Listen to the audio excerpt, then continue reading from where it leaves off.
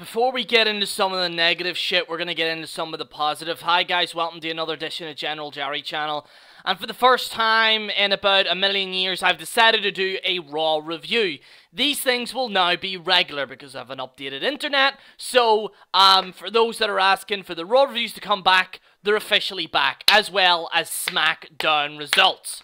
So, now that shit's out of the way, let's get into the only positive thing that happened on this show, and that is Brock Lesnar and Samoa Joe. Now, I want to say this very specifically. I said, last week, I said that if they want this feud to be good, Brock and Joe need to be on the same ring, they need to face each other, we need to build a story, and that's what they've done, so congratulations on that. That was a good job. I thought the opening segment was very good, and stuff like that, and I know I've seen some people, like, bashing Samoa Joe. Like, here's the thing, I'm all for bashing wrestlers, but don't bash a wrestler for the sake of bashing a wrestler, okay? At the end of the day, this was a good segment. Samoa Joe, Brock Lesnar, and especially Paul Heyman did very good in this opening segment, so fair play to them. My Raw reviews is I don't insult your intelligence, so I don't say everything that happened on the show, but pretty much you all know what happened. What happened was that Samoa Joe came down the ramp, they started hitting each other, beating the crap out of each other, and should I say, before that, Paul Heyman cut an excellent promo. Very well done by Paul Heyman. Obviously, security came, they got their ass kicked, and then the other superstars came in, and they separated them. It was a big brawl. I thought that this was an excellent segment, an excellent opening to Raw, and that, ladies and gentlemen, is the only good thing that I have to say about Raw, because the rest of this show was donkey doo-doo. Not all of it, but most of it was donkey doo-doo. I want to get to this Burr shit in a second, especially Dean Ambrose, because this man, Dean Ambrose, has been nothing more than a literal Looney Tune joke. That's what Dean has been reduced to. And I'm going to get into this segment, but I want to say it briefly. That segment was terrible. With the Burr thing, also it insults the Burr community. We all know I am a man that supports the Burr community. That is a man that's one of the presidents, which is Gooby, who is a Burr, and he must have been very heavily insulted by this display. It's Burrist. Burrist. Okay, you hear about racism, this is Burrism. Okay, this is Burrism at its finest, and Burrs that were watching this were absolutely insulted. Absolutely insulted. Now, joking aside, this segment was terrible. It was terrible. Like, I mean bad. Really, really bad. They're doing the whole Looney Tune. Dean Ambrose. Stop it. It's not funny. It's not. Nobody likes this. Nobody likes Dean. Dean needs to turn heel. He needs to become more badass. He needs to cut more better promos. He needs to beat the crap out of people. He needs to stop acting like Bugs fucking Bunny with a carrot up his ass. Okay? Stop it. Stop it. Okay? Enough's enough. We've seen Dean Ambrose with the hot dogs. We've seen Dean Ambrose dress up as a Canadian Mountie. We've seen him dress up as a cop. We've seen... Like, I mean, this guy literally at this point is cosplaying more than Finn Balor.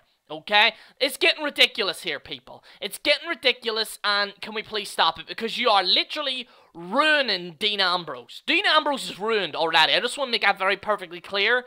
I actually wanted Dean Ambrose to win the championship, and when Dean Ambrose actually won the championship, I went, this is great. He won it. I can't wait. People actually like Dean. But guess what they did? They had him doing some Looney Tune shit. Because WWE want to ruin everything. And they've ruined the character. So congratulations, WWE. You had a great segment on Raw, but you've also had a river of shit. So we're going to go through some of these segments. If you are new to my reviews are pretty much very short compared to other ones. Because I see people like upload like hour-long reviews, which I don't see a point in. I don't insult your intelligence. I pretty much give a review of each segment. I don't go through every single thing, provided if I need to add context to a point. So Brock Lesnar returns. Then the next segment was Dean Ambrose versus Eli Sampson. This was terrible. This was abysmal. The match itself was pretty well wrestled. I will say this, although I think Dean's in-ring style, like when he's on the rope, he goes like, you know, when he does this shit, like, stop it. Stop it. Stop it. Stop ruining this character. The match itself was well wrestled. There's no denying it, but it wasn't anything spectacular either. The ending was terrible. The story is terrible, and I really don't care that much for it, to be brutally honest. Cedric Alexander versus Norm, didn't give a shit. This was terrible. They had, like, Alicia Fox.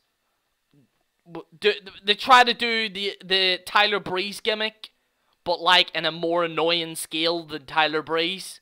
This was terrible. This was idiotic, and the Cruiserweights is pretty much terrible right now. Sorry.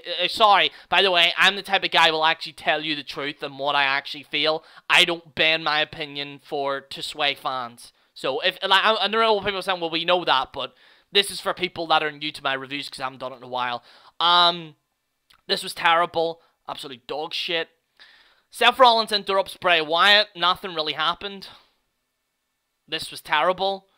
Pretty much, Bray turned into a magician. He just disappeared.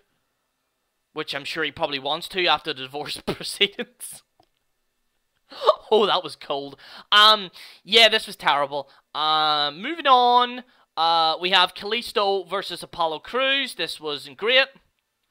The rivalry that will not end no matter what, how many times Kalisto wins. It's just terrible. Move on. Terrible, terrible, terrible, terrible. Alexa Bliss addresses the WWE Universe. For some weird reason, Bleacher Report gave us a B-. I'm giving this an F. Emma returned, and she lost. And a lot of people thought that there was a big reaction. When she got to the ring, it was just silence. I think the hype for Emma is pretty much over. That's pretty much it. She looks like someone, like, cosplaying as Tom Cruise from Top Gun. It looks ridiculous. I thought it was absolutely terrible. 6-man tag woman match wasn't great.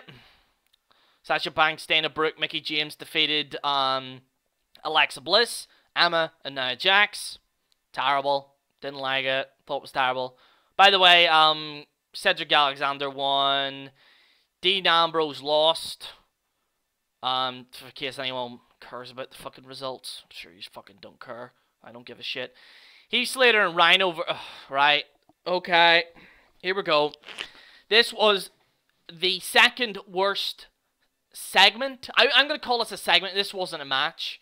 This was the second worst match or / segment of 2017. Dean Ambrose just looks terrible. He looks idiotic. He dressed up as a bear. Like, everyone was like, is that Dean Ambrose? Is that Dean Ambrose? We can literally see your boots.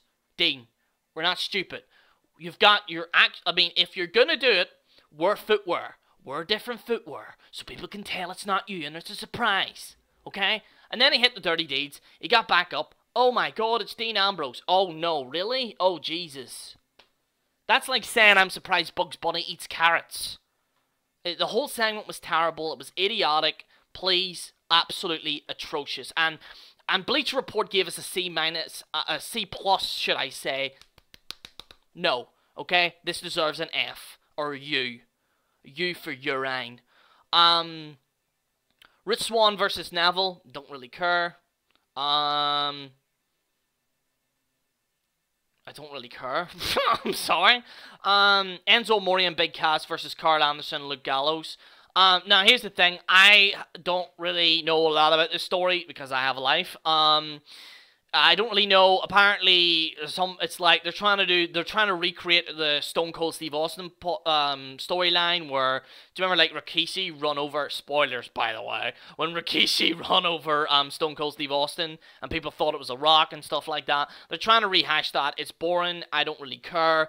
And Enzo Amore and Big Cass just need to split up at this point because I'm getting sick of them. No offense. By the way, I'm not a fan of them too, by the way. I think they're absolutely terrible. Best 2 out of 3 falls for Raw Tag Team Championships. It was all right. It was a decent, you know, anything the Hardys are in, I'm gonna like. The narrative of Matt Hardy coming out so close to more one occasion. So, yeah, it was pretty much it. I don't think this should have ended Raw. I think it should have been in the middle. In fact, I would have scrapped the Burr thing, because we already seen Dean and The Miz.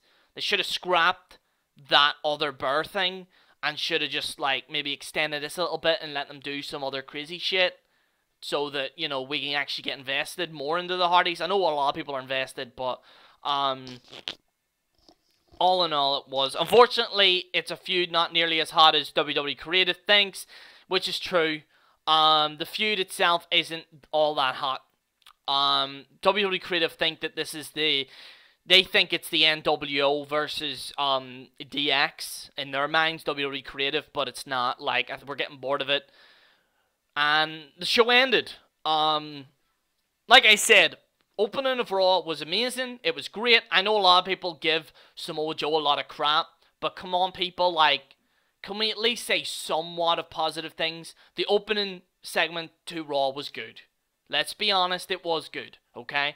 The rest of the show was terrible, okay? And that sums up Raw. Like, Raw will either end strong, it'll start strong, it'll either start strong and then a shit ending. It'll start off terrible and then they'll have a good ending.